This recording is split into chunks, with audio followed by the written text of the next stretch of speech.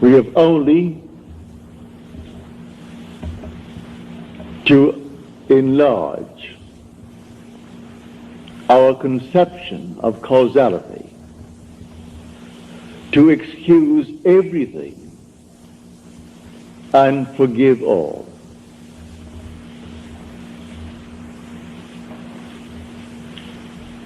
Now let me just state one little thought from Scripture first before we unfold it. As we are told in the 25th chapter of Genesis, in your limbs lie nations twain, rival races from their birth.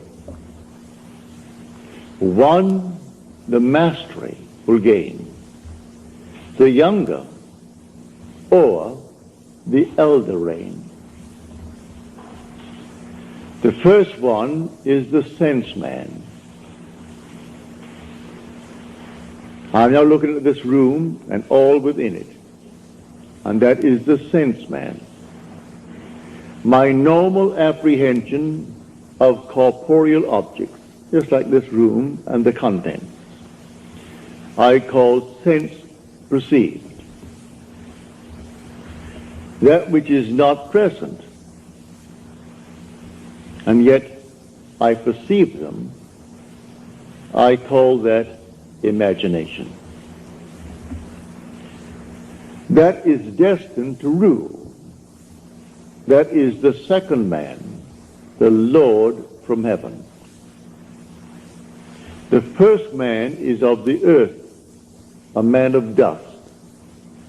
The second is from heaven. So here we are in this world, and this is the world of this dual state within every child born of woman. And so we have the physical man, the man of dust, and then we have the spiritual man, the man of imagination. That is the immortal man. When I see this picture of the duality of man and how all things are created by this hidden man, I forgive everything in this world that the physical man does. For the physical man is only a state. One being is playing all the parts. The part played by the thief is the same being playing the part of the judge who judges the thief. The part who is the murderer and the murdered, these are parts, but the being within is one. Now let me explain it first in the beginning with a simple story.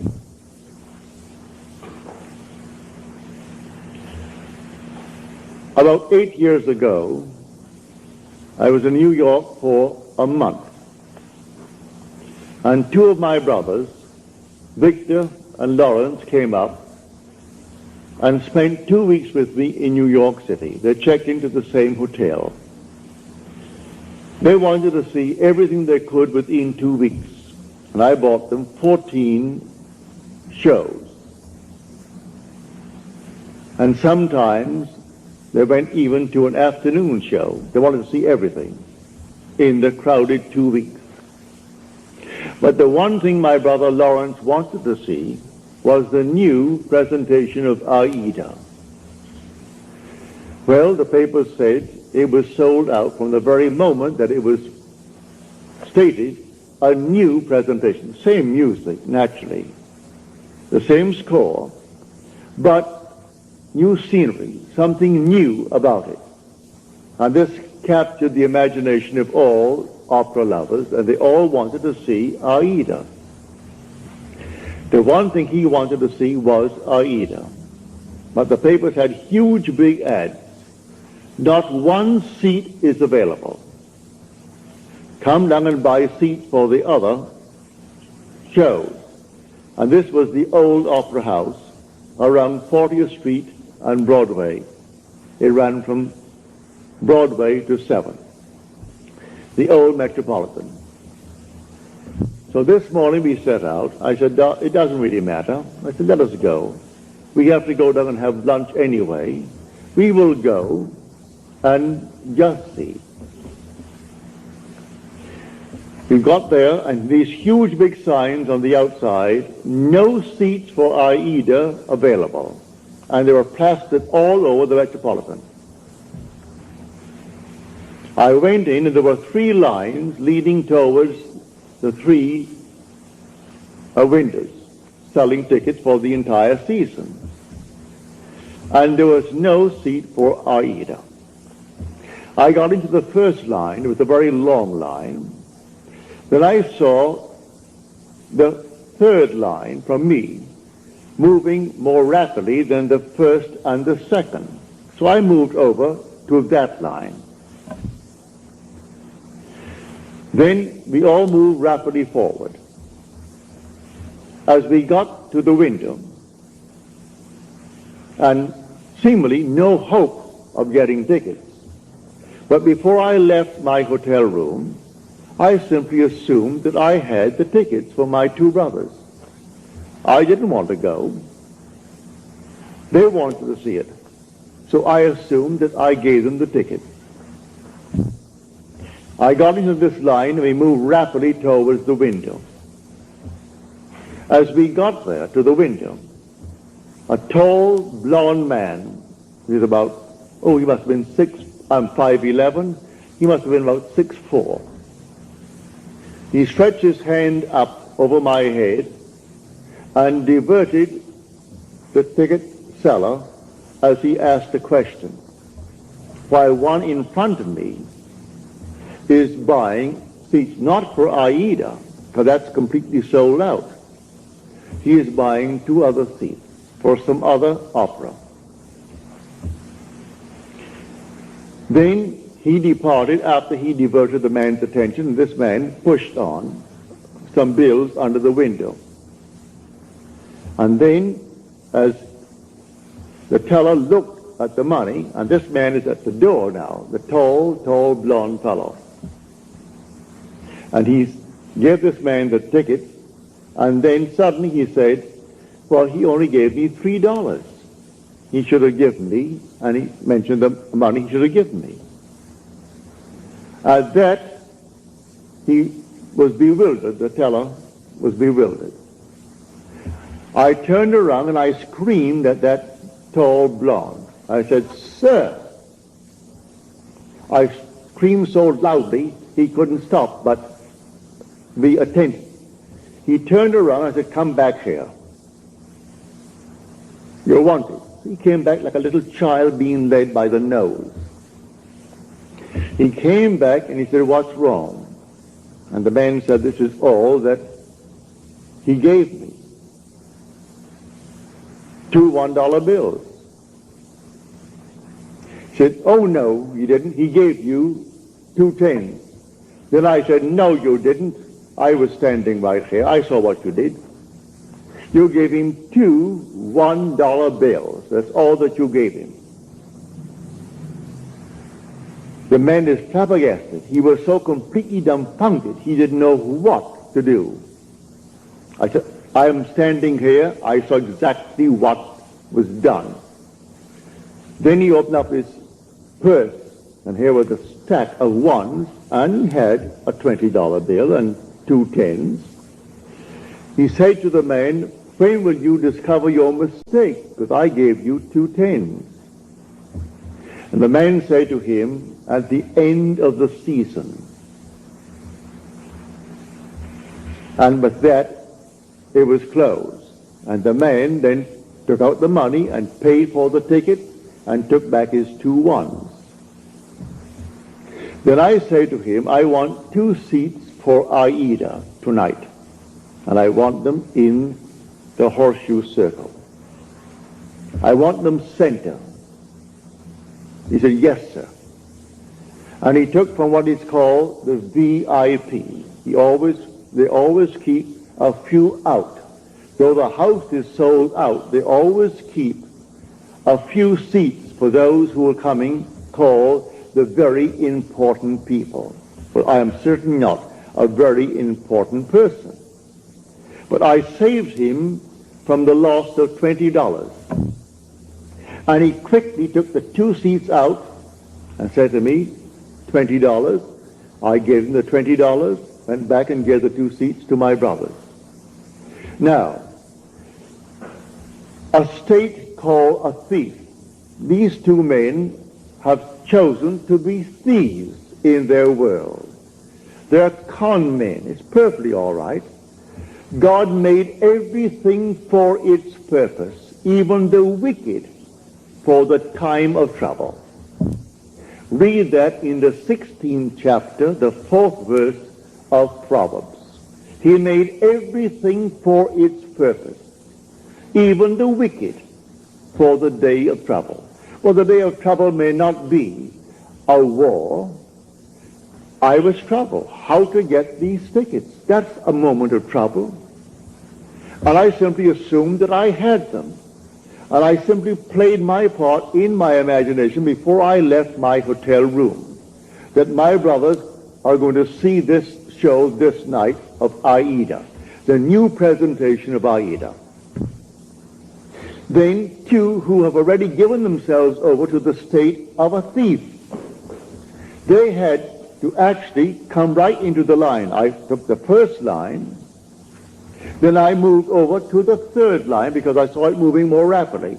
So he comes over to the 3rd line and plays his part beautifully. If he had not done what he did, I would not have received those tickets because I am not a very important person. But the man looked me in the eyes and said, here is an honest man. As far as he is concerned, I am an honest man who saved him from losing $20. And so he quickly took out the 2 seats. I paid for them, naturally, didn't give them to me. I was willing to pay for my seats, but you couldn't buy them. All over the place, sold out, sold out, sold out, all over the Metropolitan Opera. You could paste it on the walls, and in a huge big ad in the paper, Aida is sold out. And I went that day and got those seats right in the circle,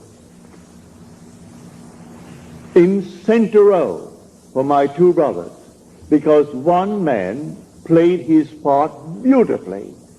He has given himself over to a con man. He finds it easier to make a living being a con man than those who are pickpockets. There are schools that teach people to be pickpockets. Do you know that? They come right out of the school and go into a profession.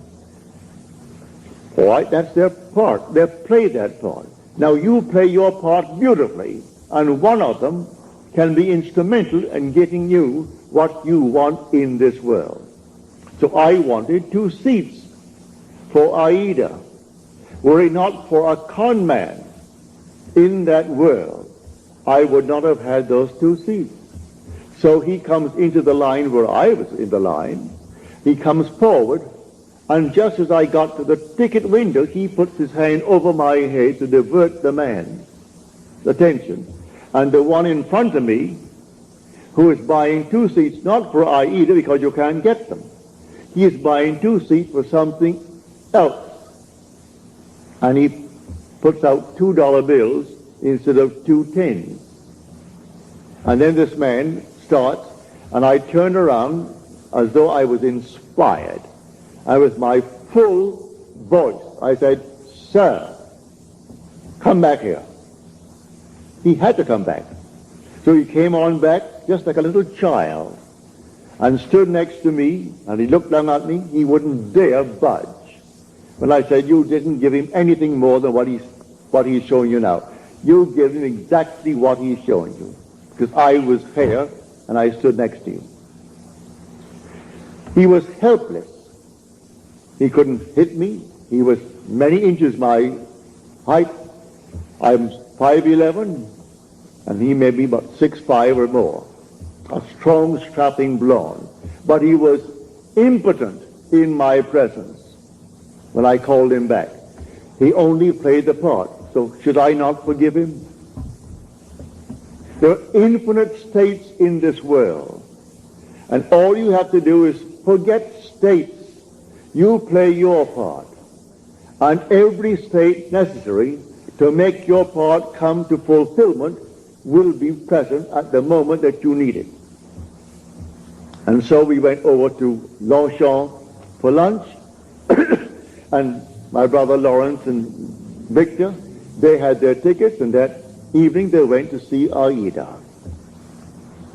So in your limbs lie nations twain. They are rival races from their birth. One the mastery shall gain, the younger over the elder reign. And the younger is the second, and the second man is the man from heaven. And that man is your own wonderful human imagination, who is God. And there is no other God. That is the Lord from heaven. And the outer man that clothes him, he is under compulsion to fulfill the commands of that inner man. But everyone is falling into states, infinite states. To understand this world, you must think in terms of states. And so he has made everything for its purpose, even the wicked for the day of trouble. And so use everything, but you don't have to think of which one will do it. Forget who will play the part. I never saw that man before, never saw his partner in the little crime before. That was their choice in life. There are those who have chosen to be pickpockets for the rest of their lives. So if they're caught in the act, all right, that's part of the game. They've chosen that part to play. There are those who have chosen their part to play, like Mr. Hoover, who just departed this world. He chose that part. And there are others who chose other parts. Either wisely or unwisely, we fall into these things. But when the inner man begins to awake, he selects his part wisely. It's entirely up to us. So I tell you, everything in this world that you want to be, you can be, if you know that there are only states. You move into the state because the occupant of the state does not differ from the occupant of any other state. The one who played the part that day of the con man to get 2 tickets for $2 instead of $20 and go on the street and sell them for $15 and make himself a quick few bucks. The same occupant is God. God is playing all the parts. So all we have to do is simply to expand a little bit our conception of causality, to actually excuse everything and forgive everyone in this world. I forgave him because he actually was instrumental in getting me the 2 seats for my brothers. Were he not playing that part at that moment, I would not have had the seats. But before I left my hotel room, I simply assumed that my brothers had their seats and they were going to see Aida, and they came home thrilled beyond measure. So we went down, and seemingly no hope. I wasn't concerned about any hope. There were 3 long, long lines. After all, you're selling not just for the show of the night. You're selling for the afternoon show. You're selling for the evening show and for the entire season. And by a month in advance, 2 months in advance. They're all there. And so here are the lines. And there were 3 lines and 3 windows open. And what caused me to move to that moving window? The Father in me. He knew which one is going to play what part, because they're all in states. And my fellow is fully aware of all the states in the world. And if you can play a part to aid me in the fulfillment of my dream, you will play. And so if I need a thief, there must be a thief somewhere. He was a thief. And he played a far better part in my getting the ticket than if he were an honest man. If he came up and played the part of an honest man, then the man would have said to me, he wouldn't know me, I'm not an important person, and so we have no tickets. Don't you sign? No tickets available. It's a sellout. But it was not a sellout, and a thief made it possible for me to get my 2 tickets. So when you see this, you forgive every being in the world. Everyone. They're all playing their part. So don't condemn anyone, because everyone will be instrumental in fulfilling your dream if you know this law. It's all infinite states. But remember, you are awakening to the reality of the second man. In this room, my simple apprehension of corporeal objects, the things on the wall, the hair, the chairs, the house, this thing for a wedding tomorrow, all this is preparation for a wedding. All this is, to my sense man, reality. And I think of something entirely different, and that is called only imagination. And that is the second man. Now, what do I want in place of what my senses are telling me?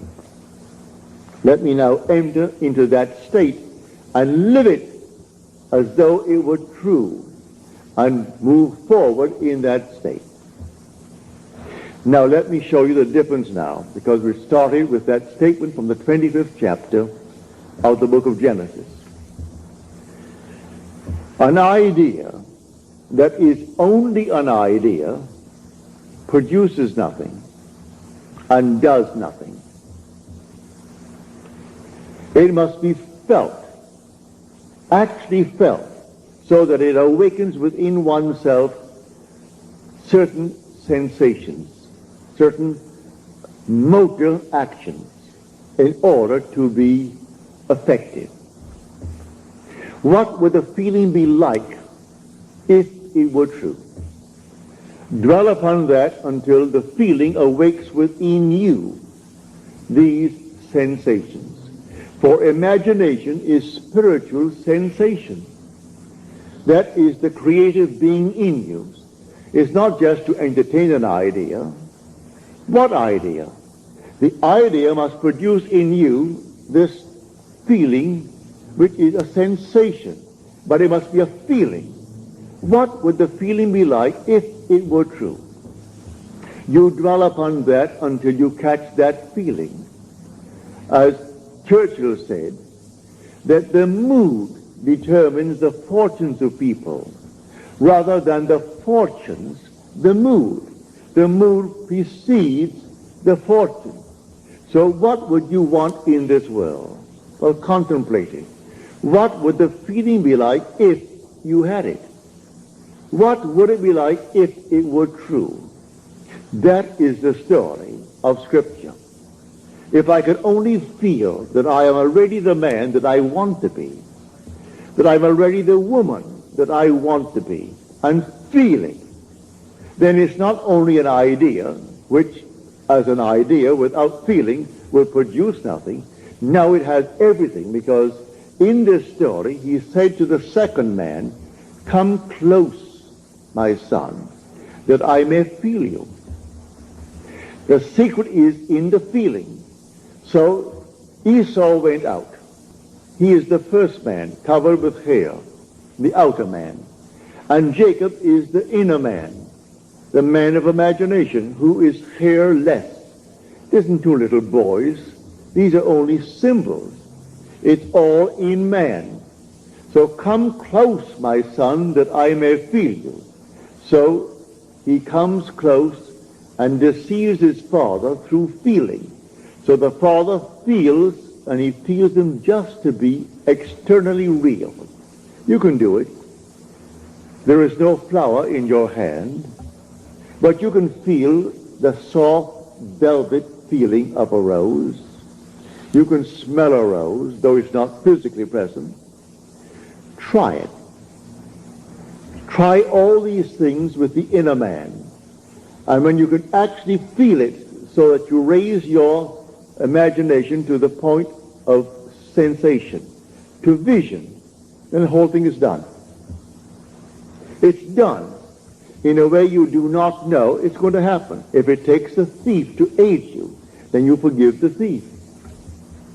Should I not forgive that man who tried to rob that teller of $20 when he did for me what no one else could do? I could go to all the brokers in New York City and they couldn't get me 2 seats. I could go to anyone and they couldn't get me 2 seats for my 2 brothers. And I wanted them to have the joy of seeing the new presentation of Aida. So I went myself prepared in my imagination that I had 2 seats. And it took a thief to be instrumental in getting me the seat. Should I not forgive him for the part he played? He went to the door, this tall giant of a man, looked back at me, but he wouldn't have the courage to come up and slap me. There was something in me that dwarfed him in his own mind's eye. So in spite of his height and his bigness and his strength, he couldn't dare strike me, for I was speaking from a different level of consciousness altogether. So I didn't condemn him. He played the part he had to play, and by playing it, I got the seats. So all we have to do is simply to widen, just widen a little bit our conception of causality, to actually forgive all in the world, to excuse everything in the world. They're playing their part. So tonight you want a bigger job, you want more money in this world, you want, and you name it. Well then, it may be a thief who is going to aid you in the getting, without knowing he's doing it. Don't judge him, don't condemn him, just simply you go forward knowing that I have ways and means that the physical man knows not of. My ways, the inner man's ways, are past finding out. And you simply go forward in the assumption that you have already achieved what now is only a wish as far as the world is concerned. But you enter into the wish as though the wish is already fulfilled. So what would the feeling be like? Come near, my son, that I may feel you. And so he comes close. He said, come nearer, my son. Then he said to him, you know, your voice is the voice of Jacob. But your hands, your neck, and your scent, you have the feel of my son Esau. Esau is the outer world. So he gives emphasis to feeling. It transcends the voice. The voice was Jacob, but the feeling, the touch, was that of an external world. He could feel the external world. It was a self-deception. He deceived himself into believing that what he desired, he had. It's not 2 little boys born of a woman. All this is parable. The whole story of the Bible is all parabolic. Telling stories that unless you have the depth to understand it, well, then you'll never really. But may I say, you will, eventually you will, and you certainly do understand it now. So tonight is a practical night. Do you know this night what you want? Really what you want? Well, if you do the same thing I did in getting the 2 seats. Do what I did when I was locked out completely from marrying the girl I wanted to marry. I simply assumed that she slept there, I slept here, and I went sound to sleep, and in 1 week, my wife did an act which certainly I must forgive. In the eyes of the world, she is condemned for taking what she did not pay for. And yet because of that act, I got my freedom. Then who is the culprit? Am I not? If there's any culprit, I am. If there is any culprit in this world, it is God. There is nothing but God. God is doing all in this world. He created everything in this world. And so if in me he is the second man, and the second man is my imagination, and that is God. For man is all imagination, and God is man, and exists in us, and we in him. The eternal body of man is the imagination, and that is God himself. Well, if I in my imagination slept as though I am happily married to a girl that the laws of New York State said I could never get because of my entanglement with my first wife, and in 1 week she performed an act which was judged harshly by society, and yet she was the instrument of my getting my freedom to marry the girl who now is the mother of my daughter. So how can I blame her who performed that act? She was in a state, and who did it? I did it. I did it by simply assuming that I was free and happily married to a girl that the state of New York said I could never marry because of the ancient laws that restricted my desire to get a freedom in that state. So you forgive everyone in this world. They're all playing their parts. So in my own case, I have seen thieves. I have seen all kinds of people play their parts. They were instruments in the fulfillment of my desire. So how can I ever condemn all? So the last cry on the cross, Father, forgive them. They know not what they do. Forgive them. The whole vast world is playing until he awakes in that body. He is playing the part, and he plays it automatically, unwittingly. For one who is awake, who knows exactly what he's doing. And so they all play their parts. For God in everyone is the same God. There aren't two gods. There's only one God. And that God is your own wonderful human imagination. When you say, I am, that's God. So tonight you just simply boldly declare that you are the man. You are the woman that you want to be. And walk in that assumption as though it were true. And then let all these sleeping states play their part. May I tell you, in spite of what they appear to be, they are sound asleep. They do not know. He thought he knew what he did. He came right into my line and played his part. I could have remained on the first line and waited and waited and waited, and no one would have played that part there. I moved over to the moving line, and here he comes. And so how could I ever condemn him? How could I ever in any way feel other than thankful? I would say to him, thank you, because you played the part you had to play like a play. So someone comes in on the play, the curtain goes up, and here comes the monster. And he plays it beautifully. And the audience hisses and condemns him. If there's any condemnation of the part, where is the author?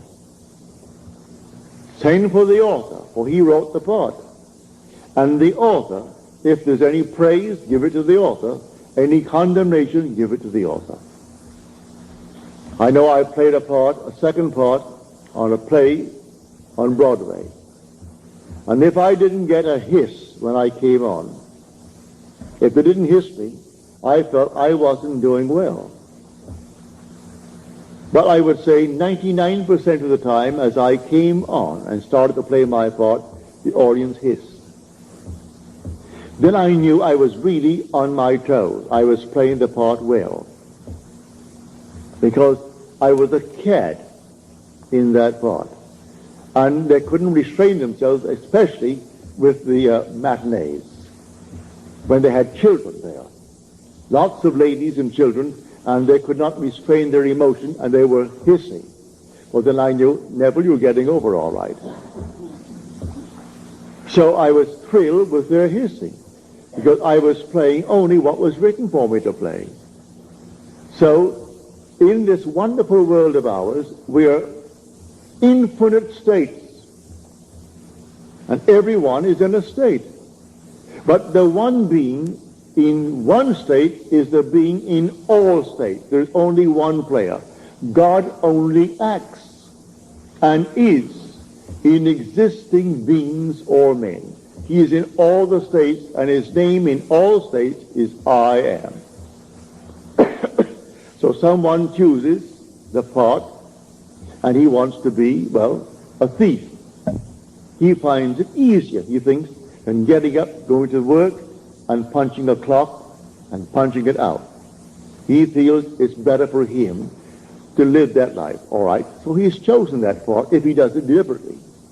Or he might have fallen into it through habit of others, and then it's unwittingly, all right. But he will also pay the price. That is the thing he has to consider. He'll pay the price because the part has a price with it. But in spite of that, he can be used in the fulfillment of your dream. Now, many of you have had, from your letters, dreams of death recently. May I tell you, it's a healthy, healthy sign. Dreams are egocentric. You cannot grow and not outgrow in this world. To outgrow is to die. You die to one state and you move into another state. So anyone dreaming of death, many of you have dreamt of my death numberless times. As Paul said, I die daily. Every day he grows. If he did not die every day, well, then he didn't grow that day. So death, when you see yourself buried, or you see yourself in a coffin, or you see these things in your dream, is only a beautiful symbol of your growth. You are growing, that's why you see yourself buried, or you see yourself in a tomb. It's simply an expansion of consciousness. So you die to one state of consciousness as you enter a greater state of consciousness. So when people see themselves dying, or others say you're dead, it has nothing to do with a little physical body, because you don't die anyway. Not really, for nothing dies. It's always an expansion, an expansion, an expansion. So when you do see yourself being buried, give praise. You have died to your former beliefs. And these archaic concepts that you entertain, which only enslave you, when now someone introduces you to a new idea, and you toy with the idea of accepting it, but you resist it for a while, then suddenly you see your body being entombed. It means it's gotten hold of you. These new ideas that will call you to an expansion of yourself. And so the old man dies that the new man may live. A seed must fall into the ground and die before it can be made alive. If it does not fall into the ground and die, then it cannot bring forth fruit. It simply remains what it was before. So if it dies, it bears much fruit. So don't be afraid of any vision of death. Death is the most glorious symbol in the mysteries of the expansion of consciousness. Man is expanding and expanding and expanding in this world. And one day, his wonderful imagination will awaken. And that is God. Then he sees the whole vast world as sleepers. All sleepers, and how can you condemn the sleeper? So he played his part. He played it beautifully. I can see all these things in my world where people play so many marvelous parts. And they were sound asleep, and they thought they were so alert, going to get the better of me. And their attempt to get the better was exactly what I needed to move on. Just move on. They had no idea they were playing their part beautifully. So I forgive all the thieves that came into my world. Even those who actually took from my pocket by not giving me what the contract called for. I thank them because it simply allowed me to become all the more secure upon my own feet and not think for 1 second that I depended upon them or upon anyone else in this world. So let them go their way. They're all sound asleep, playing their parts. But this thing that happened, I would say about 7, 8 years ago, it was so forcible in my mind. My brothers thought that I was very courageous with this giant over my head to do what I did. It wasn't any courage. At that moment, I saw what he did. And when I said to him, you didn't do it at all. I saw what you did. You stuck $2 there, and there they are. You didn't give him any $10 bills. He opened up his purse, and I saw all these ones, oodles of ones, and then a 20 and a couple of 10s at the side. And then he pulled out the 10s and gave them and took his 2 ones back. And then he went back to the door with the other partner of his and looked at me as though he could have killed me, but he didn't have the guts to hit me. He couldn't. If I were that big, he could not have struck me, because I was speaking on an entirely different level. And on that level, when I knew I was going to get my seats, that's all that concerned me, here comes the 2 seats. And the man said, yes, sir. He treated me as though I stood before him as the president. And he thought, now here was an honest man who saved me $20. I'm only playing the part. I only wanted 2 seats that night, because that's all that my brothers could give, because I had all these seats bought for them. All the shows on Broadway at the time within 2 weeks, and they went night after night, and matinees and everything else. Got it right up to their heads in shows. So I'm telling you, if you know of this dual being within you, in your limbs lie nations twain, rival races from their birth. One the mastery will gain, the younger over the elder reign. Now see that younger one actually reigns, and the younger one is your imagination. The older one is your sense man. The facts, these are the facts of life. What is my bank account? And I owe more than the bank account has in it now?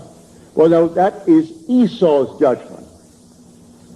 Now, Jacob puts in 50 times what is there now. In my mind's eye, I have deposited 50 times more than is there. How it's going to happen, I don't know. I don't know any more than I knew that day when I started off with the Metropolitan Opera, how I'm going to buy seats. When the papers tells me you can't buy a seat, huge big ad, save your time, don't come. All other seats are available, but not for Aida. And I go down only for Aida, and I get them, because of a seeming thief played by the part of God. For God plays all the parts in the world. There is nothing but God. And say, I am, that's God. That is the Lord Jesus within you. That is your immortal being that cannot die. He cannot die. That is your eternal self when you say, I am. Imagination is not some vague essence. It is a body, a reality, an infinite body that is so perfect when it's awakened that in its presence everything is made perfect. But while it is awakening, it exercises that power.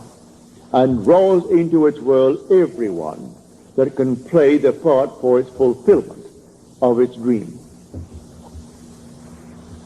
So here, I hope you heard it clearly. I hope I made it as clear as I can, because tonight should be a very practical night. That you will go out knowing who you are. You are a dual being. But the first man is of the dust, and to dust he returns. That is the man of earth. The second man is the Lord from heaven, and he cannot die. That's your own wonderful human imagination. It cannot die. But it sleeps embodied in this tomb. And one day it will awaken. As I've told you in the past, the symbolism of Scripture will surround you. It's perfect. It is true. Everything told you in Scripture as to his birth, you are going to experience. And then your imagination awakens. And you trust no one but it. Only this being within you do you really worship. Let them give all the medals and all the honors to this, that, and the other, to the little earthly man. It doesn't interest you. Give